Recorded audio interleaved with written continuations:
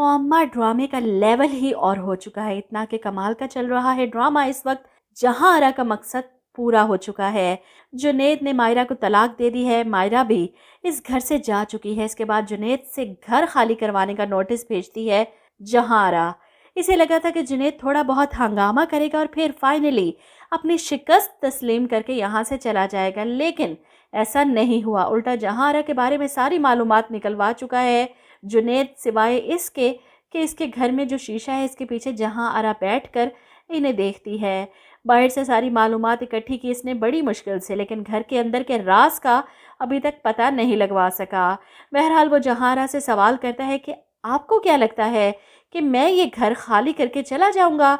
बिल्कुल भी नहीं, ना मैं ये घर खाली करूंगा और ना ही मैं आपको छोड़ूंगा। आपसे शादी भी करूंगा और इस घर में भी रहूंगा। मैं जानता हूं कि आपका शोहर सरमद पिछले 4 सालों से जेल में है कत्ल के इल्ज़ाम में, और वो कत्ल भी उसने नहीं किया बल्कि आपने किया है। ये हकीकत जो जहां आरा पूरी दुनिया से छुपाती है, यहाँ तक कि इसके शोहर सरमद को भी नहीं पता कि वो जिस कत्ल की सज़ा भुगत रहा है वो इसने नहीं बल्कि जहां आरा ने किया था। और ये बात जुनैद को पता चल जाती है, शायद इसी वकील के ज़रिए, जिस वकील को जहां आरा महीने के लाखों देती है अपने काम निकलवाने के लिए। इसी वकील के ज़रिए जुनैद ने जहां आरा के सारे राज उगलवा लिए, क्योंकि इसके अलावा तो किसी को जहां आरा की हकीकत के बारे में इल्म नहीं था। बहरहाल जहां आरा की कमज़ोरी हाथ लग चुकी है जुनैद के, और अब जुनैद इसे ब्लैकमेल करेगा, या तो मुझसे शादी करो या मैं पूरी दुनिया को, तुम्हारे शोहर को बताऊंगा कि असल मुजरिम तुम हो, वो नहीं। यहाँ पर जहां आरा बुरा फंसेगी।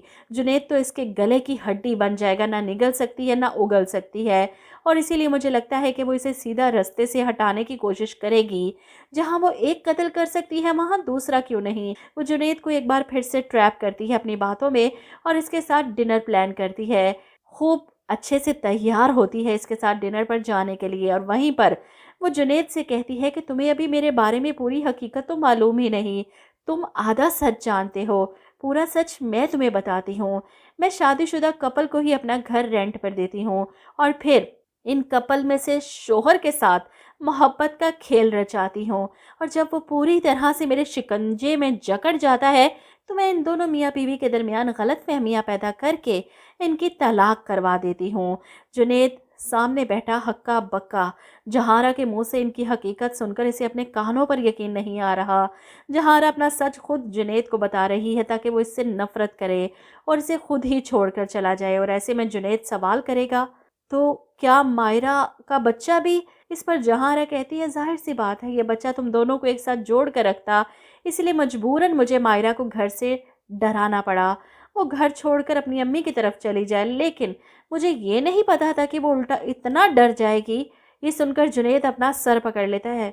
क्या समझता था मैं तुम्हें, और तुम क्या निकली?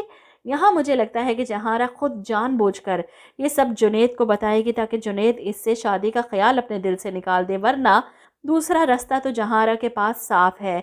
फिर भी अगर जुनैद इसका पीछा नहीं छोड़ेगा तो इसे बहुत अच्छे से छुड़वाना आता है। वो इस किराएदार पर किसी भी किस्म का हैरेसमेंट का इल्ज़ाम लगवा कर इसे जेल पहुंचा सकती है, जैसे ज़ीशान को पहुंचाया था।